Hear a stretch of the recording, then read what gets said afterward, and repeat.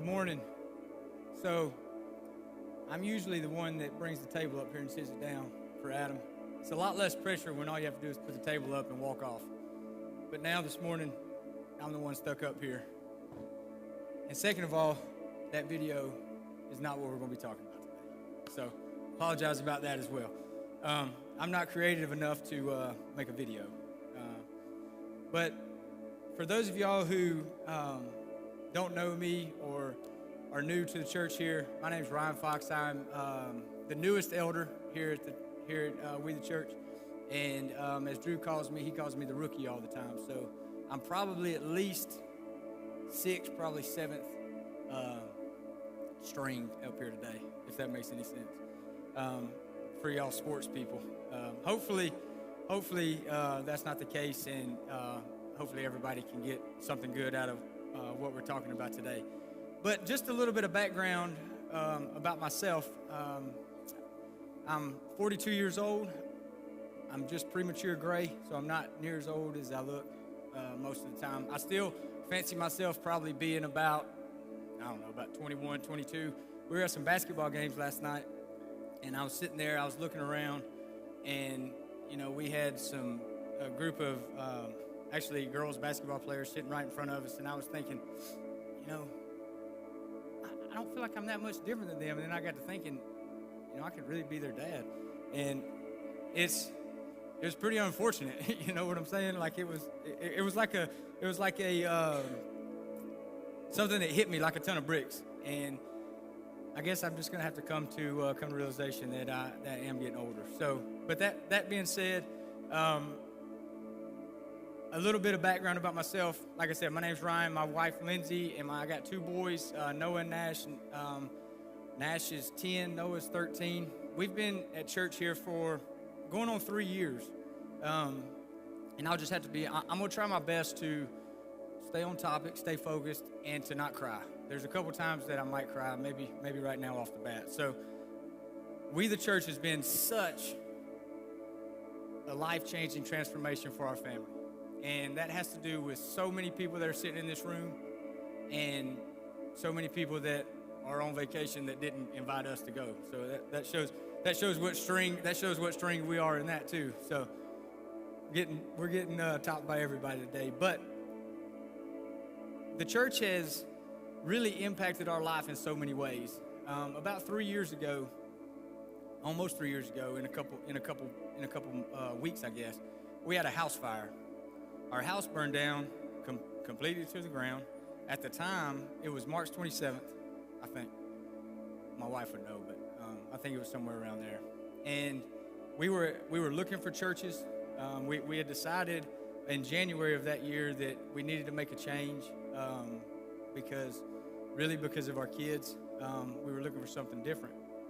And like I said, our house burned down, and the next morning, I am at AT&T because like any normal man would, right? Our house is on fire. I go out, we get the family out, the kids out. I got to go back in, right? I mean, I'm going to put the fire out with no water, no anything. So I go back in, and I open the fire is in the garage. So I open the garage door, and just right over my face like an idiot, right? So I just throw my phone into the fire. I didn't realize that until later on, obviously. But so the point of that is, the next morning, I'm at AT&T, and I get a text from Rusty Bishop, who is.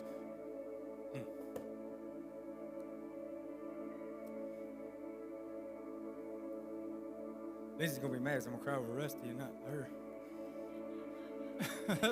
that's pretty sad, but it's not sad. But I'm standing there, and I get a text message from Rusty, and him and Adam are in the parking lot. And he hands me a check. I've known of Adam, met him a few times. Rusty had dragged me into a couple service projects that you guys were doing here that I helped with. But that morning, We the Church was there for us. Didn't know us. We weren't a part of this church. I know Blake has mentioned multiple times up here on stage that they've helped families that's gone through a fire. So you're looking at the main one right here. And it just made me know there's something special about this church. we started visiting. We were here multiple times. It took a little bit of time for us to get used to the music, just being honest with you. I grew up Church of Christ. If anybody knows what Church of Christ is, there's no music in Church of Christ. I mean, it's just a cappella. You come in here and you're like at a Def Leppard concert, you know, and it's drowning you out, right? But it's one of my favorite things about our church now is our music. So with that being said, probably the last 3 years are probably the closest that I can remember in my relationship with God. All right? I'm not bragging on it. I'm just telling you, kind of like everything in life, you kind of, have highs and lows and you go through things. But the last 2.5 years, God's been working on me. He's changed some of my priorities, changed some of the things that I focus on, and I guess it's led me to right here. So I got a text message from Matt earlier in the week. I'm gonna read it to you.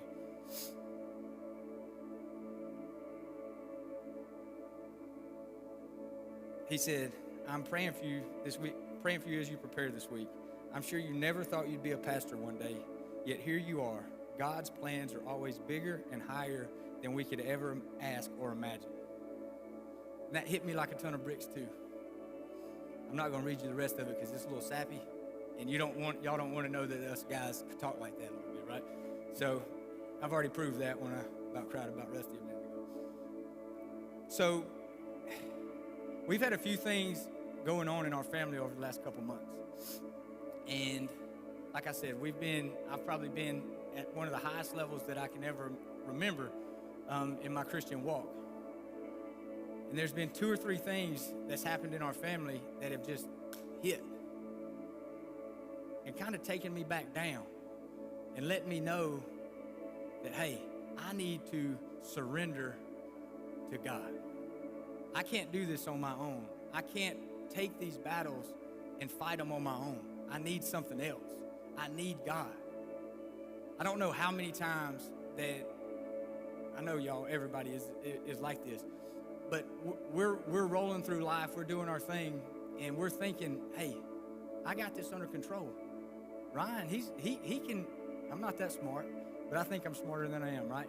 But I think I can fix everything. I think I can do things. I think if something's going on in my family, if my wife's struggling with something, I'm just going to talk her through it. I'm going to figure it out. And God's put me on my knees 2 or 3 times hardcore in the last couple months saying, Ryan, you've got to lay this at my feet. You can't do this on your own. That's why I'm here. So today, that's what I want to talk about. I want to talk about surrendering to God. One of the hardest things for me to do. I don't know if it's because of my personality. I don't know if there's other people in here that struggle with that think that they can handle it on their own. It's hard for me to lay things over to Jesus. When in reality, that should be one of the easiest things that we do. It's easy for us to go to God when we need him. It's not always easy for us to surrender our daily lives to him like he calls us to do. So I want to start with Genesis 22, 1 through 12. This is the Abraham and Isaac story. When I was sitting here preparing, thinking about surrendering, the first thing that came to my mind is Abraham. He surrendered to God's will like nothing that anybody could ever imagine. So I'm gonna start right there. I'm gonna read starting in chapter 22, verse 1. After these things, God tested Abraham and said to him, Abraham, and he said, Here I am. He said, Take your son, your only son Isaac, whom you love, and go to the land of Moriah, and offer him there as a burnt offering on one of the mountains of which I shall tell you. So Abraham rose early in the morning, saddled his donkey, and took 2 of his young men with him, and his son Isaac. And he cut the wood for the burnt offering, and arose, and went up to the place of which God had told him. On the 3rd day Abraham lifted up his eyes, and saw the place from afar. Then Abraham said to the young men, Stay here with the donkey, and I, the boy, will go over there and worship and come again to you. And Abraham took the wood and the burnt offering and laid it on his son Isaac. And he took it in his hand, the fire and the knife. So they went both of them together. And Isaac said to his father, My father. And he said, Here I am, my son. He said, behold, the fire and the wood, but where is the lamb for the burnt offering? Abraham said, God will provide for himself the lamb for a burnt offering, my son. So they both went of them together. When they came to the place from which God had told him, Abraham built the altar, then laid the wood in the altar, and bound Isaac his son, and laid him on the altar, on top of the wood. Then Abraham reached out his hand and took his knife to slaughter his son. But the angel of the Lord called to him from heaven and said, Abraham, Abraham. And he said, here I am. He said, do not lay your hand on the boy or do anything to him. For now I know that you fear God, seeing you have not withheld your son, your only son, from me. Wow. First of all, we could just talk about that the rest of the time. But I got 4 pages here, so we're not going to. But when I think about that, I think about Abraham was willing to submit to whatever the Lord called him to do, to the point of sacrificing his only son. And for those of y'all that's been coming to church here for a while, Blake preached a message on this a while back, and he had his son Baker up here with him. And y'all know Baker, he's a little firecracker. It's hard, you don't miss him.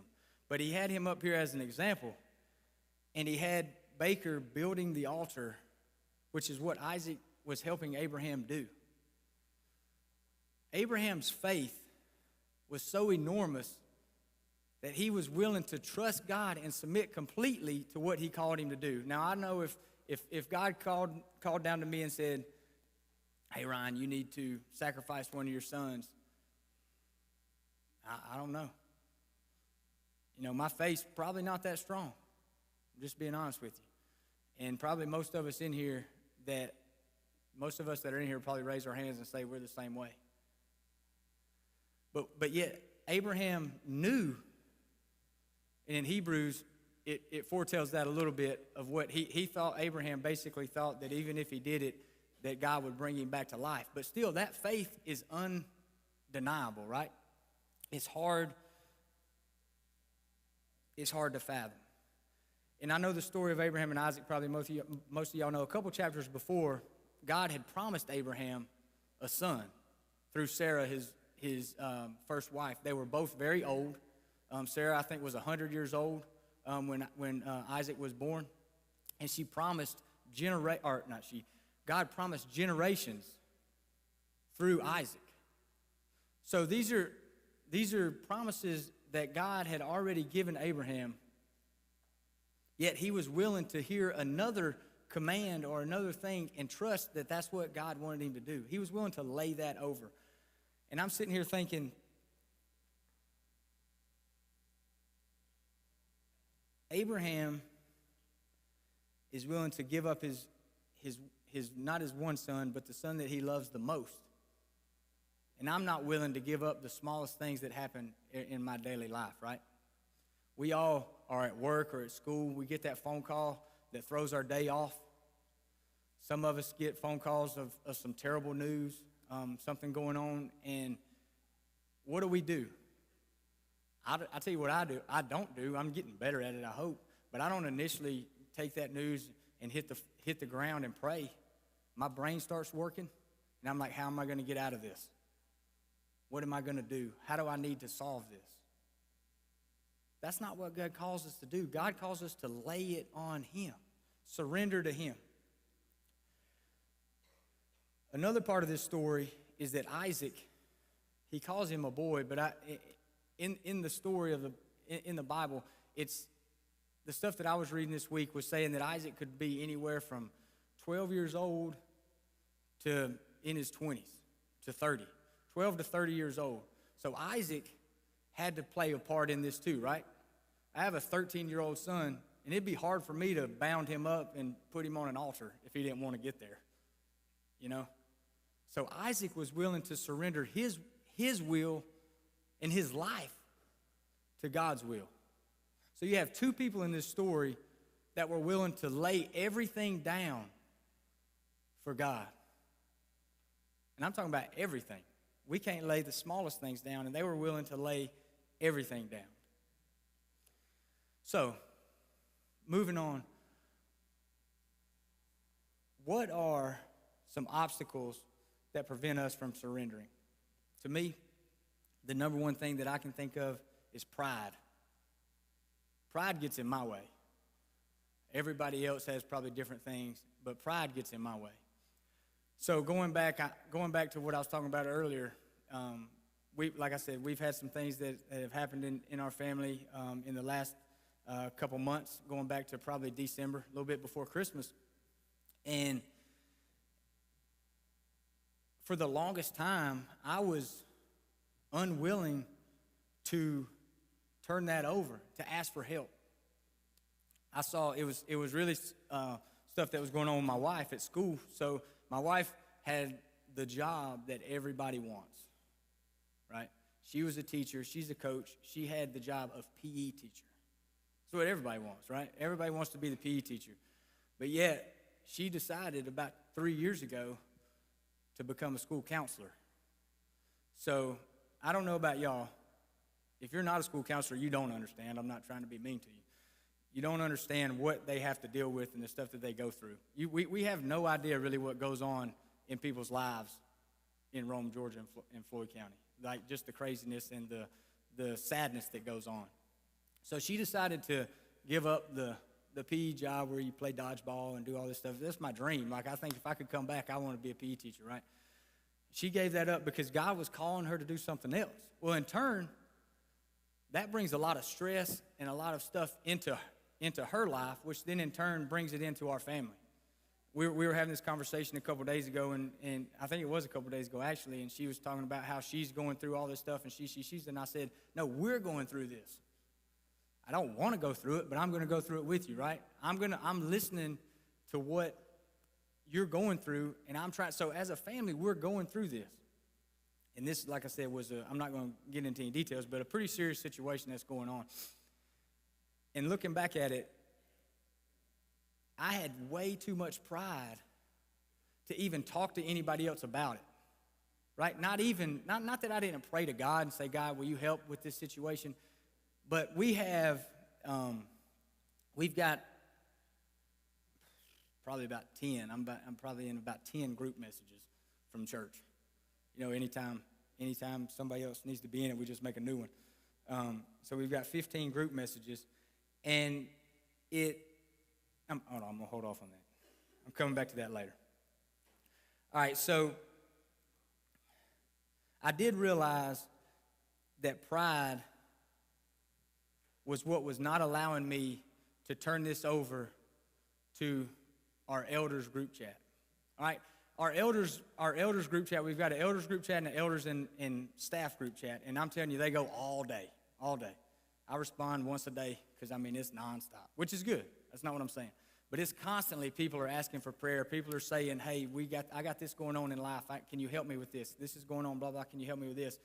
And for like a month, I held on to this situation that was going on with Lindsay and I didn't say anything about it. And looking back in it, once I started preparing for this lesson, I realized the only thing that I can think of that was holding me from turning this over to this message was pride and stubbornness. All right?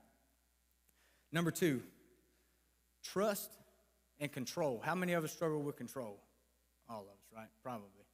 Most of us struggle with control. We struggle with turning things over to Jesus because we want to be in control. And then third, patience or lack of patience. These are things that I think that help us or hurt us in surrendering to God.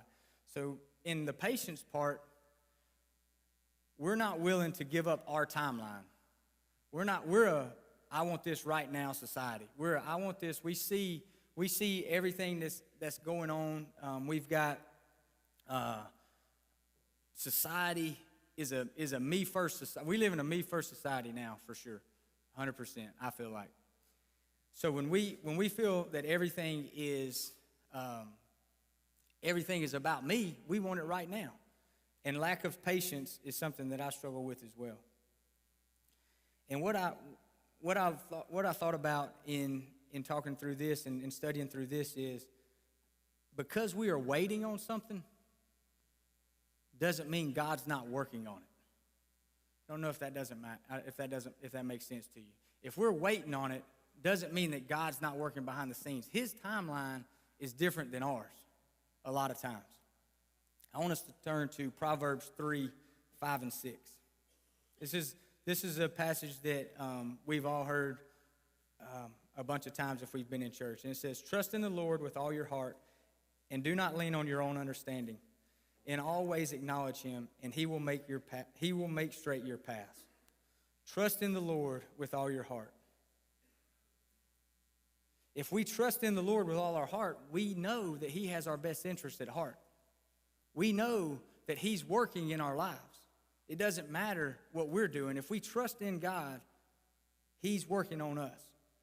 And it says, and do not lean on your own understanding. That's giving up control.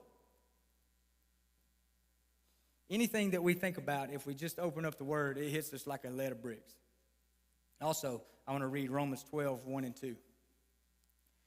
And it says, I appeal to you, therefore, brothers, by the mercies of God, to present your bodies as a living sacrifice, holy and acceptable to God, which is your spiritual worship. Do not be conformed to this world, but be transformed by the renewal of your mind. By the testing you may discern that is the will of God, what is good and acceptable and perfect. Do not be conformed to this world. That's taking Ryan's will out of it and putting everything back on God. And trusting God's will is what's right and holy for us. So thinking through that, I got to thinking, so what are ways, those are obstacles I think for sure that we all probably struggle with. Maybe not everybody, but me for sure. What are some ways that help us to surrender to God? The first thing that I could think of, the first thing that came to my mind was prayer. Prayer is powerful. It's easy, but yet sometimes hard, if that makes any sense. So going back to the story that I was just telling, when we were at Strength to Stand a couple weeks ago, I told y'all I foreshadowed a few minutes ago about this situation and not being willing to turn this over, and not even turn it over, but just ask for help with our text group. So on Thursday of that week, maybe on Friday. We left on Saturday. So on Friday of that week, I decided, I didn't ask Lindsay's permission, but I decided to lay it out in the group message. Hey, this is going on in our life. This is going on with Lindsay. She's really having a hard time. Will y'all pray for her? Will you pray for her? And I asked, I just want her to see something positive, somebody to say something positive to her, to reassure her of what's going on, that she's doing what she needs to be doing, and that not everybody hates her, right? I mean, because we all focus on the one bad thing that's going on in our life and don't realize everything else that's happening for the good. So I finally turned this over to them. It was on Saturday night at STS. I'm not super emotional in worship. Like I said, I grew up in Church of Christ. You couldn't clap your hands. Definitely couldn't do this. Couldn't do all that stuff. So I'm learning. I'm getting out of it. I'm not being mean to that, but it's just different for me. So I'm progressing in my worship styles. But we're sitting there after the message was that was presented that night. Crowder came and did a concert for us. I don't know if y'all know who Crowder is, but he's one of my favorite contemporary Christian artists. And he's got a song out right now, and it's called Because Somebody Prayed. It's my favorite song. He starts singing this song, and I hit the ground. I mean, I literally just went down. I didn't hit the ground, but I sat down in my seat, and for the first time, I'm telling you, for the first time probably in my life, I'm sitting there in worship, and I put a hand up. Y'all look, I'm 42 years old. Y'all are like, this guy, he's crazy. He can't even raise his hand in church, all right? But I'm sitting there. I finally let go and let God in that moment. I sat down, I put my hand up, and I'm telling you, God worked on me like nothing that's ever happened probably in my life before. I started sweating. Matt was standing behind me. He's like holding on. I wasn't like doing all this nonsense, so I'm kind of painting the wrong picture. But I'm sitting down, and he's asking me, he's like, are you okay? Is everything okay? And I'm like, yeah. I just felt something. I don't know what to tell you other than I felt something.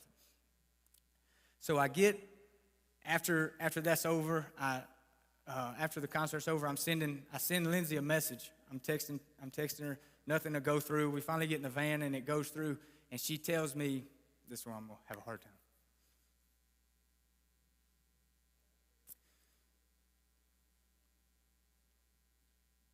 She tells me that 3 or 4 people had reached out to her that morning, giving her podcasts to listen to, encouraging words about the great impact and the things that she's doing with her job,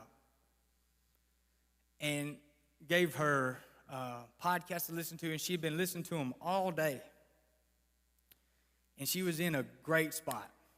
That's what she told me. I'm in a great spot. And it hit me. And I was like, God, why did it take me this long? Why did it take me this long to surrender and give this to you?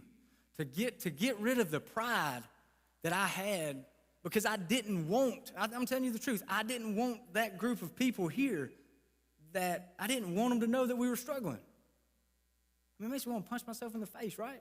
It's that stupid. Looking back at it through this lens now, all it took was me. I'm not saying me. I have nothing to do with it. But to give it over, I think that's what God wanted, to give it over. It didn't matter who I told. I don't think it mattered. I think it was me letting go and surrendering it. It could have been to anybody in here. It could have been to anybody not in here. So prayer is undeniable. Listen, I don't want to, Drew's going to get mad at me back there. So I printed out the words to Somebody Prayed, and I'm not going to read it because I got more stuff to say. But I challenge you guys to listen to that song. Listen to the words and the power of it. I'm going to read just a couple. Sorry. He says, worn out altars, tear-stained pews, still I won't give up on you. I believe that anything can change when somebody prays. You can't tell me prayer don't work. Not a single word you've ever said in vain, because he hears everything. Think about that. Everything. Every single thing. So I hit my knees because I've seen all heaven move. I pray, Father, please, because I've seen what he can do. A lot of times we sing songs and we're just going through it. Listen, I wish I could sing. I'm telling you, it's one of the things that I wish I could do, because I'd be up here. Now, growing up in the Church of Christ, you just have a song leader. My dad's here today. He was a song leader. My cousin can sing. My sister can sing. I can't sing a lick. It's probably because God knew that I'd be up here challenging Newman, and we couldn't both of us be here. The next thing is, this goes along with prayer. We've got to be vulnerable. In order to surrender, we've got to be vulnerable. We've got to be willing to admit that we need help. We've got to be willing to admit that we need to surrender and turn these things over to God. It's hard for men more so than women, probably. We've got to be vulnerable. We've got to be emotional. I tell the guys the guys, I'm the Wednesday night, I'm the youth middle school small group leader. And I got 5th grade through 8th grade. And it's a tough bunch. They're awesome kids. I get on to them all the time because we have about 20 minutes on Wednesday nights to talk. And a lot of times it's me talking for 20 minutes because they won't say anything, because they're not vulnerable. They won't open up yet. They don't realize that nobody's going to judge them. But here I am at 42 years old saying it just really happened to me 2 weeks ago. So don't wait. 42. Don't wait till you're 42. I tell them all the time, and I don't know if this hit home to you guys or not, but when you're going through something and it's tough and we need to surrender it to God, I challenge them to pray out loud. How much more, or how much, listen, we can think anything, right? This might sound stupid. I don't know. This is how my brain works. That's not very good. But I can think anything. It's harder when I have to say it. I know God knows what's going on in my brain. I know he knows my thoughts and what I'm going to say here in a minute that I don't know what I'm going to say. But he already knows that. But for me to physically say that out loud and to admit to him, to be vulnerable enough to say it, is almost harder and more, it just helps it get out more. So that's a challenge. I don't know if somebody need to hear that today.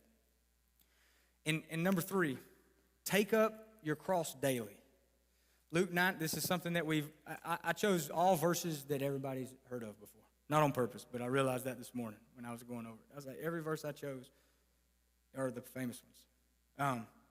So Luke 9:23 says, and he said to all, if anyone would come after me, let him deny himself, take up his cross daily, and follow me. We have to surrender ourselves to God daily. It's a daily choice. It's not something, like I'm telling you, I struggle with it daily, obviously. I've already said that. But if we don't ask and we don't die to ourselves daily and give it to God, we're fighting against him. We're trying to do it ourselves. And like I said earlier, this goes completely against our societal ideas, social media. Everything that's going on in our world right now is solely focused on whatever you want, whatever I want. Let me work towards this. Let me work towards this. If I want this, I can be this. Literally, that's what our world tells us right now. If I want to be a cat, I can be a cat. I'm not trying to be funny. I mean, that's what people are trying to push on us.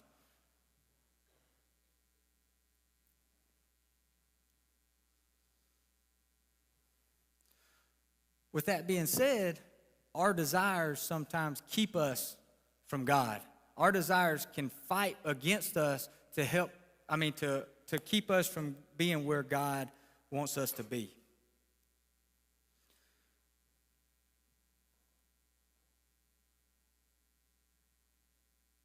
I'm not going to take credit for this, but I found this when I was actually in a conversation with somebody this week, and we were talking through this. I don't know if I said it or he said it, but I put this down.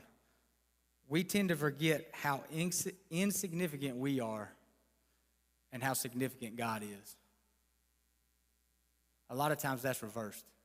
Not on purpose, but that's just reversed. So, with all that being said, Abraham and Isaac, they both surrendered to God's will, 100%. They were willing to lay down their life, or Isaac was willing to lay down his life. Abraham was willing to sacrifice his son because God asked him to do. They had that much faith. But the great story of surrender comes from Jesus. Jesus is the ultimate display of surrender. Jesus surrendered to God's will by giving himself on the cross for us. He didn't have to. He didn't want to. Luke 22:41-42 says, and he drew from them about a stone's throw and knelt down and prayed, saying, Father, if you are willing, remove this cup from me. Nevertheless, not my will, but yours be done. Jesus knew what his job was. He knew. He knew why he came to the earth. But at the end, he was still human. And he said, Father, if you are willing, remove this cup from me. But nevertheless, not my will, but yours be done. He was willing to submit to God's will, his Father's will, and he gave himself on the cross for each and every one of us. It doesn't matter where we've been in life, what we've done, how far away we think we are. The cross is there. Jesus did it. We don't have to. We deserve all the pain, all the suffering, everything that Jesus went through. We deserve it. But he took it for us. It's the easiest thing to gloss over in the Bible sometimes. We talk about it so much. But just think about it. He willingly died on the cross. He had all the power in the world. He could have got down. He could have done whatever he wanted. He could have called angels to come save him, but he didn't. He stayed there for you and for me. So whatever we're going through in life, whatever you're struggling with today, whatever you're holding on thinking that I can do this, I've got it on my own. If you don't take anything away from what I said, just know that Jesus is enough. Jesus is enough for whatever you've got going on in life, whatever you're struggling with, whatever temptation God's throwing at you. He's enough. Turn it over to him. Surrender whatever you're going through and give it to him. The last thing I want to say, surrendering is not giving up, it's giving over. Sometimes we think about, if I surrender to something, I'm giving up, I'm turning myself in, I'm doing all this stuff. When we surrender to God, we're not giving up, we're giving over. We're giving over our troubles, our trials, our whatever we're struggling with, we're laying it at Jesus' feet. Will y'all pray with me? Dear Lord, I thank you for today. I thank you for all the things that you do for us each and every day, Lord. I thank you for everybody in this room. I thank you for just the hearts that are struggling with something right now, Lord. I pray that you would allow the pride to subside. I pray that you would allow the control to be vanquished, Lord. I pray that you would take Satan out of the picture and let us know that you're here, that you sent Jesus to die on the cross for us, and that's all we need. That is enough. Jesus is enough. Whatever we're going through, help us to know that all we have to do is turn it over to you. I pray that if there's somebody in here that needs a relationship with Jesus, Lord, I pray that you prick their heart. I pray that you allow them to know that whatever that they're feeling, it's the Holy Spirit working. It's God telling them, you're worth more. There's something else out there. You can't do it on your own. Just give your heart to me. I thank you for all that you do for us, Lord. I thank you for this church. I thank you for the great impact that it's had on our family. And I just pray that you allow us to walk each day knowing that you're right by our side and that you're there for us. And it's in Jesus' name I pray. Amen.